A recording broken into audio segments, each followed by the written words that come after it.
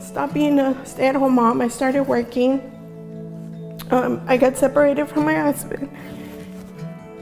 And one day I'm like, I just have to go to church. I have this need to go to church, but I didn't know where to go.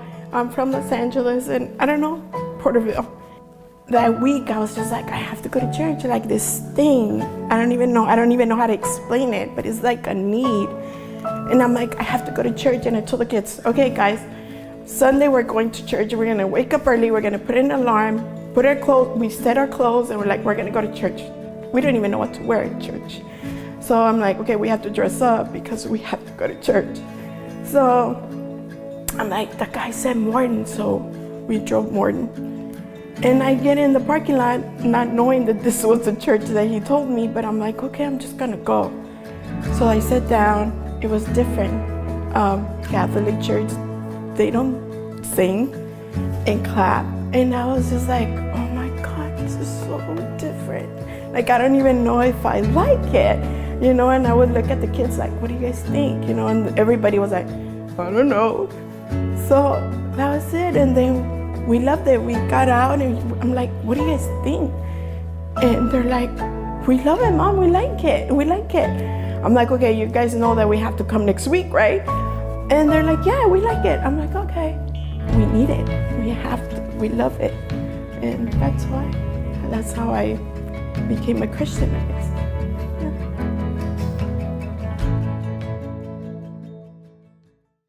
Okay, so now seeing across the room, there's all kinds of people that are real people facing real challenges that need real solutions, right? I'm sure that you guys already know that not everybody in your life is real.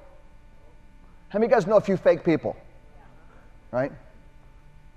Anybody have a few fake friends? Now, as you came in today, you may have noticed a few fake people. Come on, you got to work with me. You notice any fake people on the way in? In fact, some of them, I mean, you guys walked in, you thought, this is kind of creepy, right? Kind of weird, you know. Hey, you ought to come in this place when it's night. We had them set up like that. It just really freaks you out. Ooh, what was that? So, and you know, I don't know about you, but I noticed that I'm not sure that some of these people, their heads are attached. And they're obviously not all there, right? Now, if you haven't caught on yet, I'm just going to let you, I'm talking about the mannequins. Okay, I'm not talking about the people next to you, because, and it's a shame I have to say that, but you know, that's the way it is. And so, we're surrounded by a lot of people. So now, these are not real people, but isn't it interesting how that this is the kind of world that just kind of forces these images on us to say, this is how you're supposed to be, here's how you have to look, this is the stuff you're supposed to like. It forces those images on us, and it's just this fake world, because a lot of us, we've tried those things, and we've found that these plastic answers produce a plastic life with plastic solutions, and it doesn't work. See, everybody is still searching for something real. Nobody wants to live a mannequin life. Nobody wants to. Nobody wants to live a life where you're expressionless, voiceless, lifeless, and powerless. Living like plastic people in a plastic world among other plastic people. That's why we put the mannequins out there this morning. So we're all searching for something real. Everybody say real. Now, it's been 80 years since they released the classic film, The Wizard of Oz. Anybody familiar with The Wizard of Oz? Speaking of creepy, you know. So we recognize those characters. Now watch this. So though we're all familiar with the Scarecrow, the Tin Man, and the Cowardly Lion, we all know those. So here's what's interesting. You can kind of just use this a little bit. So sometimes we encounter people with no brain. Don't get offended. We're talking about a movie here, right? Some of us, we actually know people with no heart. Okay. And of course, there's always a friend that has no courage at all, right? So now, and here's the thing. These are not real characters. But what they're searching for is real stuff, right? And so we relate to that. So here's the deal. See, some of us know what it is to have days when we feel like we're losing our mind.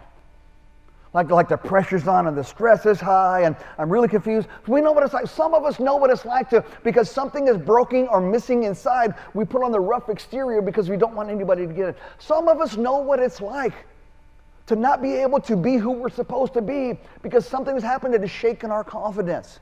We understand that this is real stuff, right? So we all know what it's like to be paralyzed by that stuff. So now, these characters are looking for the great and powerful Oz. Remember the movie? The great and powerful Oz. And when they get there, you know what they find out? He's a stinking phony. Got some just jinky-looking dude back there pulling levers and pushing buttons. Like, what the heck? See, now here's what's interesting. So the images that are put out in front of us all the time, they're filtered and photoshopped and changed. In fact, some of you guys on your Facebook, you use so many filters, we don't even recognize you. I mean, really think about it. Have you ever seen those photos? You go, who is this? Oh, that's your sister. Oh, okay, yeah. Right? See, we know what that's like. So, and see, all of these touched up images, it's not real. So the romance isn't real. The storyline is made up. The effects are exaggerated. And the outcomes are staged. That's not real. We really need something real. So if we pull back the curtain, we find out there's some funky little dude pulling the levers and pushing the buttons, right? And so now here's the problem. So now the scarecrow still struggles. The Tin Man is still broken inside. The lion still is afraid. So it doesn't fix any problem. Now, and here's what's important. This is exactly the kind of system Jesus stepped into. The religious system of the day, it was a bunch of made-up rules and made-up stories and all this kind of stuff. And so a very elaborate system of rules, rituals, and religion that was designed to impress the crowds but didn't change any people. So Jesus comes into this whole scene to do something different. Because these people of Jesus' day, they had heard hundreds of speeches. There were so many rules, people couldn't even, rather than keep the rules, they couldn't even remember the rules. There's just so many. It's like parents that put a list on the refrigerator. These are the 26 rules of our house. Wow. I know I'm going to jack a bunch of those up, right? See, so these people were searching for something real, something else. That's what's important. So what we're actually looking for, we're looking for something that will actually change our life. Something that actually works. Something that will span from generation to generation to generation, where you don't have to reignite the fire every single time. Isn't that true?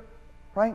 And so the problem with short-lived solutions usually leave the problems to the next generation. That was free. I'll just throw that out there, right?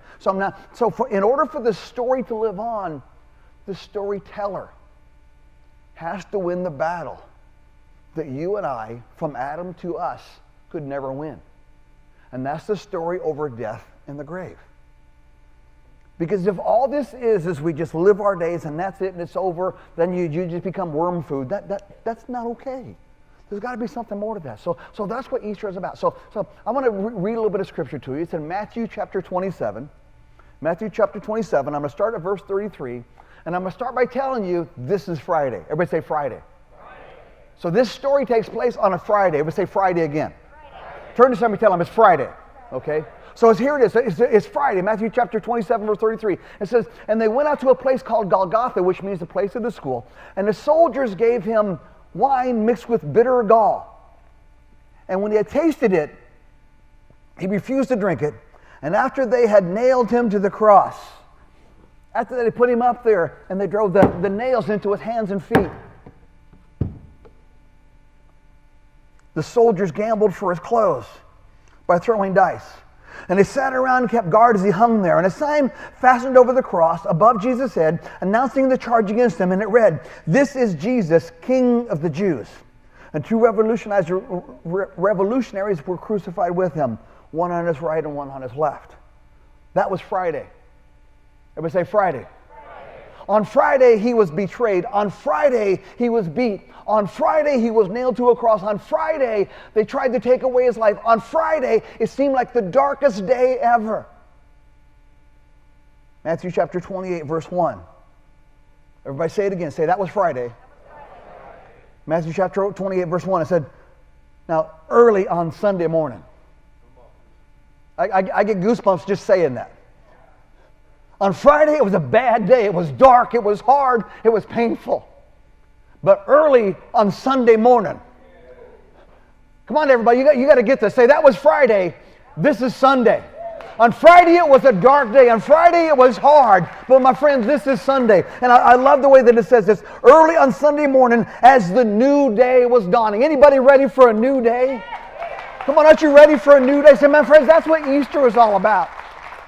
Now, if I'm getting too excited for you, baby, you ain't seen nothing yet. Okay? That was Friday. This is Sunday. Tap somebody and say, this is Sunday. Juliana, come on. Work with me here. Come on, work with me. All right? Okay. Mary Magdalene, she was jacked up. She was jacked up. You know you got really bad friends when they cast 7 devils out of them, right? Now leave everybody alone at that point, right? Mary Magdalene and the other Mary went out to visit the tomb, and suddenly there was a great earthquake, for the angel of the Lord came down from heaven and rolled aside the stone and sat on it. It was a way bigger stone than this. His face shone like lightning, and his clothing was white as snow. And the guards shook with fear, and they saw, from what they saw, and they fell into a dead faint. Then the angel spoke to the women. Don't be afraid, he said. I know you're looking for Jesus who was crucified. He isn't here. You're not going to find living stuff among dead life. He's not here. See, that was Friday. If you're looking for the dead, that was Friday. Friday is over. This is Sunday. We're not looking among the dead for living stuff. We're looking among for dead stuff. We're looking among the life because He has risen just as He said. Did you guys get that? See, that was Friday. This is Sunday. You guys still with me? Okay. So that dark day. Understand this is Sunday. Now you might be wondering. Now some of you guys you're new here, never been here, so I'm not apologizing for anything. I'm just really excited because I got this new life. I'm really excited about what God's doing. So you might be wondering, so where's the gotcha? Have you ever wondered, like, so what's the point? What's the catch? Come on, show us the gimmick. How many of you guys know that there's always a gimmick, right? When they have this product, hey, this is new and approved, and all it takes is 45 payments of $19.99, right? And we will give you this $4 product. So there's always a season. Now here's the deal. We're new life. When you pull back the curtain here, there's no plastic people, well, other than the mannequins.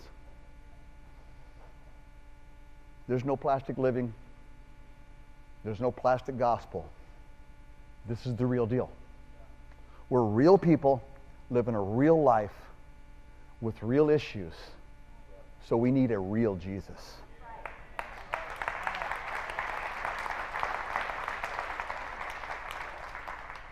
I'm not trying to impress you. I probably can't.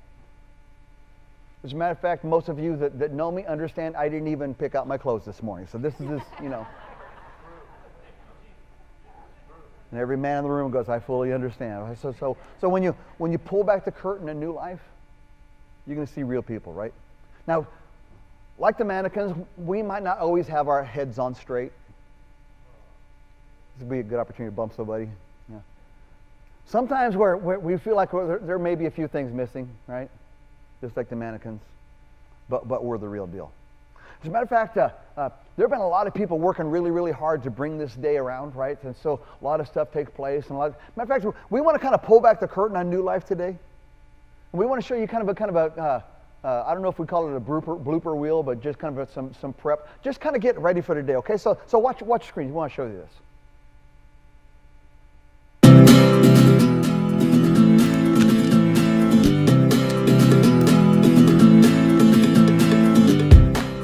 So scary.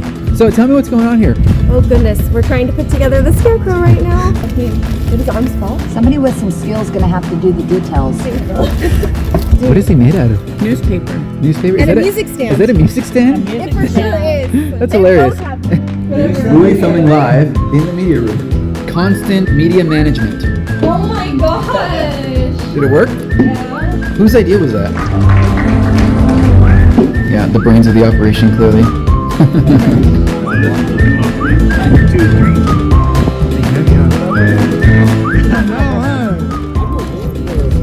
Is it heavy? No. No, it's not heavy? Hold on, wait. There we go. You guys are looking tough, man. You working out? No. Y'all gonna knock me over. for our Easter service, what we want to do, we're going to put that up there. All right, you guys, so all hands on deck. So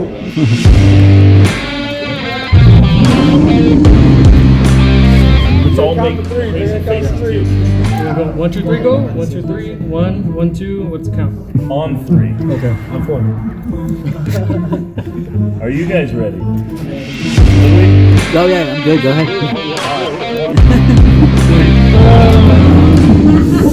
We'll try.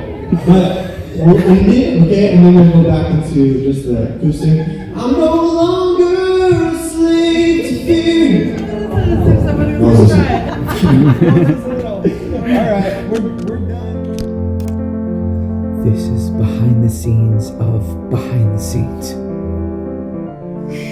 Everyone's still asleep. Yeah, right here. What a sight that was to see these guys carrying that cross over their back, especially this time of year, and to realize what we're all here for. And to think, 2,000 years ago, our Lord and Savior did that after being up all night, beaten, malnourished, probably dehydrated, loss of blood, broken bones, all that to see him have to carry a cross that was probably twice the size of that one. It was a reality check to see you guys do that. That's just on my heart heavy right now, man. And I'm just glad to see everybody here together today, joining together and coming together for a good cause. So I just want to say that, man. Thank you.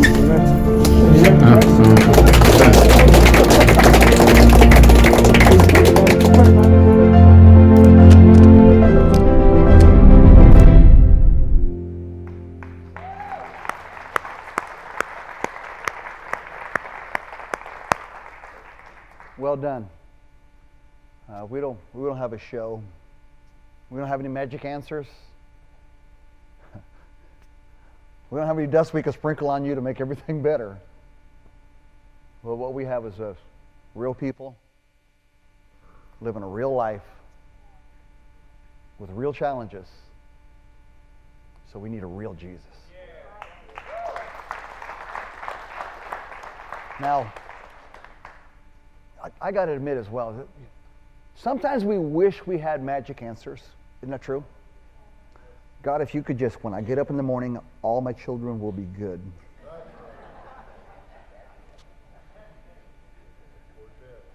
Go buy a lottery ticket, I think your chances are better. But you see, when we look for magic answers to real life, we often show up with plastic solutions. And we know it's not real. We might think it's okay, but we know it's not okay. And so what we're left with is like made-up rules. We're left with made-up religion, made-up happiness, and made-up courage, and made-up peace. But see, deep inside, the lion still struggles with fear. The Tin Man still has a broken heart.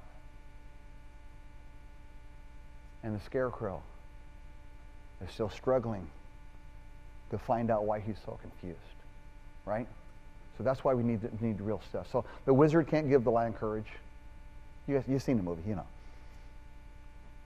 He can't mend the Tin Man's heart, and he can't give the Scarecrow a brain. So the road to Golgotha, it wasn't paved with yellow bricks. The tomb definitely was not the Emerald City, right? And from that video, you saw those guys carrying that cross? You know that Jesus carried a cross probably twice this size. And he carried it up a long, rocky hill to the top called Golgotha, the place of the school. And there he laid down and literally allowed them to drive spikes through his hands and through his feet. So why is that important? Because the penalty, the payment, what's owed, the contract for the mistakes that we have made, the ultimate penalty is death. But I'm so glad it wasn't just simply that. It wasn't just the penalty. See, sometimes that's how people look at God. They say, well, God, man, I got to get this right because I've messed up. He's going to squash me like a bug. Not true. Not going to happen. He did all of that, but he also went a step further because he walked, maybe we'll call that the yellow brick road, over to the tomb. And he laid there for 3 days. See, that was Friday. But what happens on Sunday? So on Friday, it's looking pretty rough. On Friday, it's kind of scary. On Friday, it's really bad. But Sunday's coming, my friend. You might be going through the most terrible Friday experience you've ever had in your life. You're thinking, oh my God, I can't believe this. But here's what I'm going to encourage you with. That's just Friday. Just wait and see what God will do. Just watch this, because there's a resurrection coming to your life. Jesus carried the cross. The angel moved the stone. You know what that means to me? God did the big stuff. God did the big stuff. Because we can't do it. I can't even imagine dragging a cross twice this size up a rocky mountainside after I've been beaten and left for dead. You saw those guys trying to move this rock, right? By the way, gentlemen, is this a heavy rock or what? I kind of laughed. So when we first went to move it, they gathered around. They went, ready, 1, 2, 3, ooh. And the rock went, I don't think so. Right, Matt? Right? Didn't he? Matter of fact, when they gave it a second try, the rock went. It's a lot. But the stone that was rolled in front of the tomb of Jesus was hecka bigger than this. I can't imagine what it would take to do that. But see, God did the hard stuff for you. He did the hard stuff. Well, why would he do that? Not because he's leaving you the easy stuff, because he realizes there's challenges that we face, real life challenges, where we need a real solution. So that's why he did the hard stuff. To show us today that nothing is impossible to God. Nothing is impossible. So, you know what? I almost forgot. There's one more character in the story. Who's missing? Dorothy, right?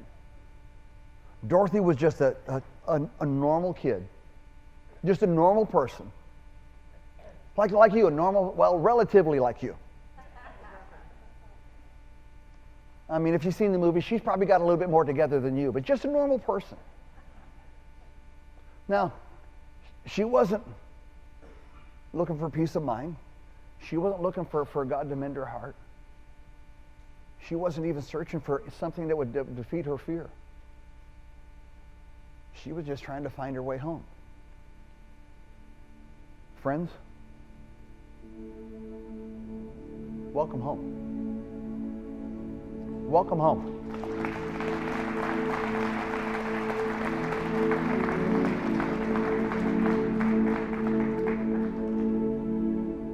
Home is not where you move to. Home is what you belong to. I don't know all of you. I don't know your backgrounds, don't know your stories. But what I do know, I know for sure this is home.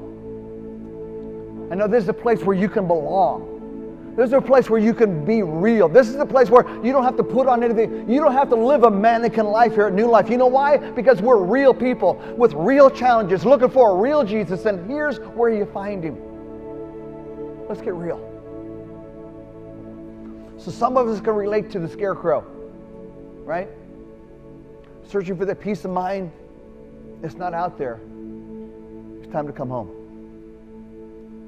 Some of us, we can relate to the Tin Man, where something's so broken inside that we try to mask it, put on this front. Anybody know what it is to put on the front? Don't let him in close. Never let him see you sweat. Big boys don't cry. Right? It's time to come home. There's a lot of people that are afraid. Afraid to step out, afraid to be yourself. Because every time you've tried, it hasn't gone well. You can't find it out there. It's time to come home. Right? So, somewhere inside the straw, somewhere beneath the tin skin, somewhere inside the heart of the cowardly lion. Or maybe it's just somebody that's just trying to find their way home. I hope it's time you realize You're no longer a slave to fear. You are no longer a slave to fear. Well, why? Because I am a child of God. You need to tell yourself that. I am see, listen, you don't have to get everything all right to be a child of God. You are already His child already. You don't have to do it. You don't have to earn anything for it. You don't have to, matter of fact, get this, you don't even have to behave. Wow, what a relief. So, well, Pastor Dave, that doesn't make any sense. That makes perfect sense. Because a lot of us in this room understand what it is to have children that don't behave. They're still your kids. Matter of fact, if you try to leave them here, we'll remind you of that. Seriously, last week somebody left one here. For sure, it really happened. Where's your mama? You are no longer a slave to fear.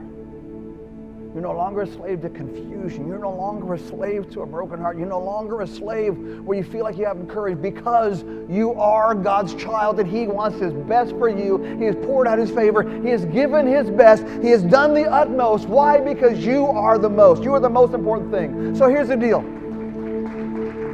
You met Miriam earlier. Isn't that a great story about Miriam? I love that. Just fantastic. So she left where she was to find her way home. She's our Dorothy. You didn't click her heels together. I did that pretty good, didn't I? Yeah, me too.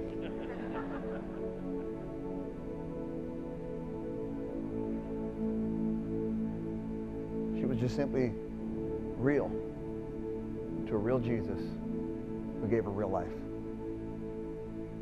No yellow brick road, but a rocky road up Calvary that Jesus did for you. No Emerald City, but a tomb that is empty because we can't look for living stuff among dead stuff. All because of you, right? So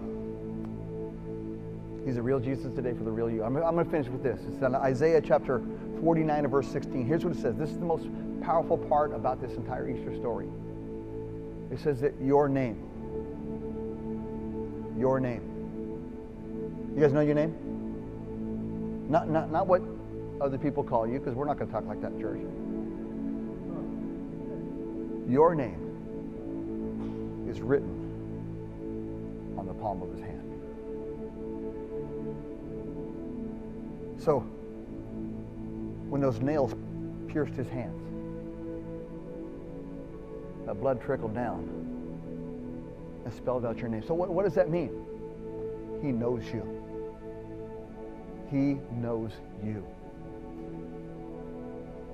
He knew you from the moment you were conceived in your mother's womb. Your steps, my friend, are ordained by Him, and He is doing incredible things to draw you closer to Him. He knows who you are, and He's provided a place for you and I, so that's why it's time to come home.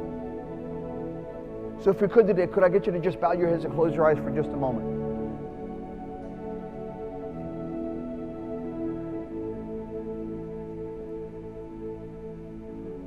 We call this Resurrection Sunday. Resurrection is when people come to life.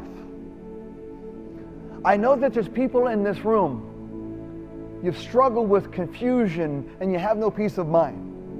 I know that there's people in this room where you have this tough exterior because something is broken or missing inside. I know for sure that there's people in this room that you are afraid to be who God made you to be because you've gone through stuff and you don't really want to step out with that. So while every head is bowed, everybody's eyes are closed here for just a moment. If that describes you, I'm not going to ask you to stand to your feet. I'm not going to ask you to come to the front. I'm going to ask you to just raise your hand so we can pray for you. That's it. That's it. Nobody looking around. But if any of these things describe you, could you just show me your hand real quick? Just up and right back down. Thank you, guys. Thank you. Thank you. Thank you. Thank you. Hands all over the room. All over the room. I just want to say this. I feel like this is very important. There's some people in this room. You're coming from a broken relationship that has left you broken. And you're just trying to get yourself back together.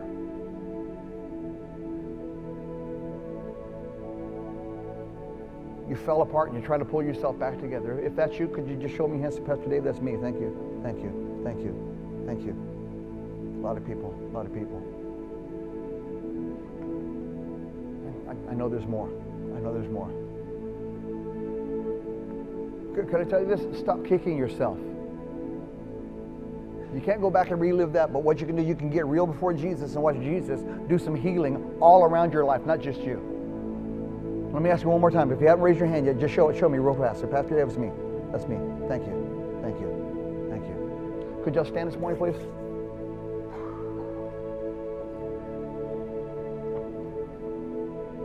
It's Easter Sunday. Your kids are next door. I think they took them out in the grass over there. They're hunting Easter eggs. And then we're done with that. We're going to turn them loose so they can run all over the street. I'm just kidding. But so glad you decided to spend Easter with us. Praise God for new life, right? But I feel, I don't know, inner peace that I never felt in my life before. When I was supposed to be happy, I never felt that. I feel happy even when I have problems. I don't feel like I'm drowning in them. And I know it's God. Because I never felt that peace before. Even when I thought, oh, I didn't have any problems, everything's okay.